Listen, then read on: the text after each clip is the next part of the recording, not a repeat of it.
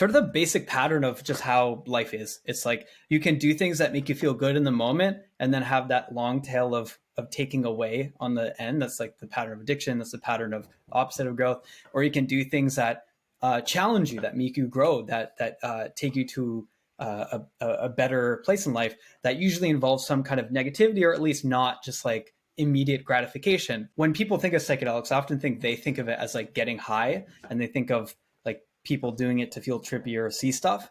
And like 50% of like, usually my intentions for taking psychedelics is not to get high, it's to get low. Like I want to go, I want to go into, I'm not just trying to feel good and be in the light and feel ecstatic. It's like, I want to go into the dark. Like I want to like confront, like I have a willingness and humility with that to go into the parts of myself that are uncomfortable, that are painful, that are holding grief, that are holding shame, you know, where there's hidden guilt that isn't on the surface, or, you know, suppressed memories or trauma. It's like, you know, at some point in growth in life and self-development, you realize that the more you go into the lows, the more you reap the benefit later on.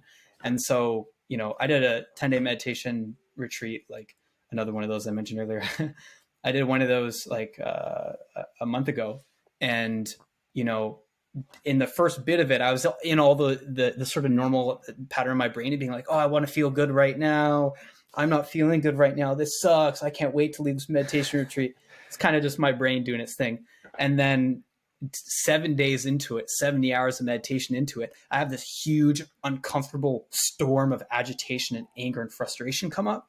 And I was like, oh, this is horrible. But I had enough clarity to be like, okay, I need to just sit with this through the meditation, and I know it'll clear, and I'll gain, and maybe I'll gain benefit from it. We'll see. And I just sat with it, and it was horrible, and it was horrible, and it was horrible, and lasted for hours and hours and hours. The next day, I wake up, I come out of bed, and I'm like, I feel clear. I feel light. It worked. No way. The meditation worked. Yeah, I'm clear. The storm is gone. And it wasn't just that I'd felt bad and now I feel relieved that I'm not feeling bad. It's like, it really was, I was working through some shit. So whether it's psychedelics, whether it's meditation, whether it's saving money, the basic pattern is like, if you're willing to confront things that aren't serving you, if you're willing to go into the places of shame, of guilt, to do the negative thing and confront yourself, challenge yourself, stretch yourself, then you reap the benefit later. Whenever you're following that pattern, whether it's psychedelics, whether it's meditation, whether it's any modality of growth, whether it's anything in life, it's not woo-woo. It's just how things work. It's just the basic pattern of reality. Mm-hmm. Yeah. Like, and to piggyback on something you mentioned previous, also like the stigma, like whenever I talk about this type of stuff, like, you know, with someone like a coworker, for example, at work, their immediate response is, oh, are you trying to escape reality? It's like the opposite, like, bro. It's the opposite. This is how I confront reality at the deepest level. Like, yeah, like, but why is that the immediate response?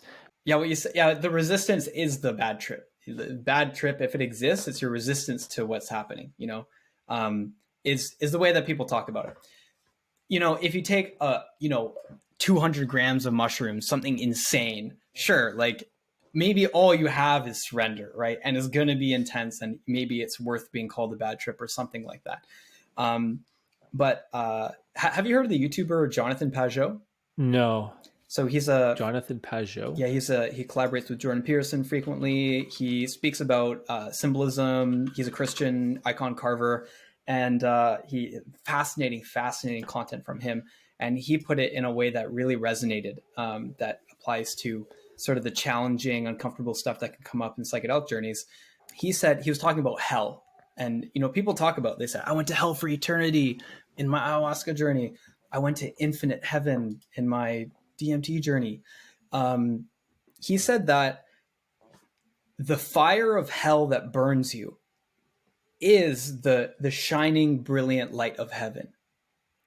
The difference is, are you willing to let go of what it shines its light on? If something is being amplified and you're made aware of some part of yourself that is inappropriate in the face of your higher self or the growth that you're going in. It's like putting your shit in your face. If you hold on to that, what it can feel like is a forced amputation where something is being hacked or dissolved the way that you really want to hold on to.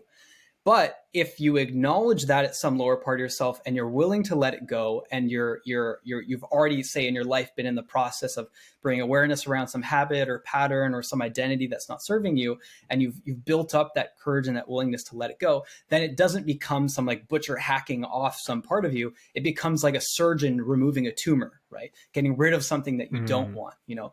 And the difference between it being ecstatic or being a hellish experience is just that willingness to let it go. That's interesting. So cool.